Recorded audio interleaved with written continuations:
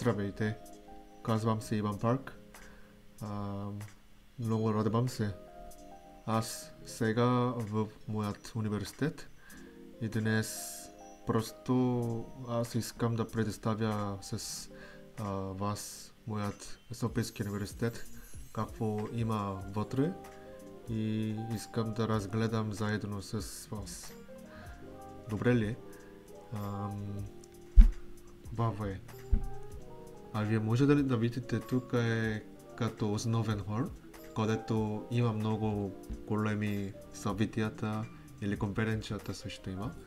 И много често аз също бях тук, когато има няколко интересни неща. И навънка сега тук можем да видим като библиотеката и обикновено уча там дори през ваканцията също работи. И ако разгледаме навънка, като има парк и няколко като дървета също има.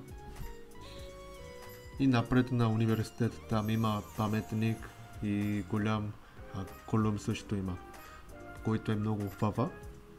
И особено аз много обичам като архитектура на Софийския университет, защото изглежда много уникално и много като архитект е много артично също.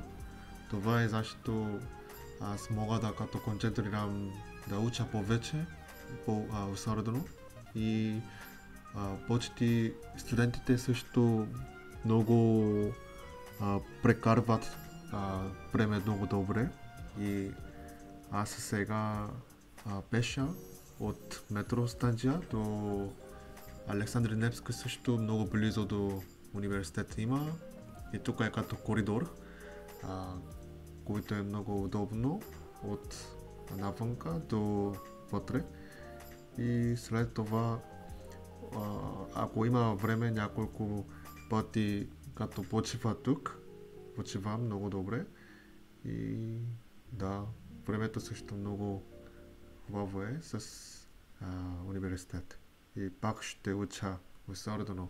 Айде, чао!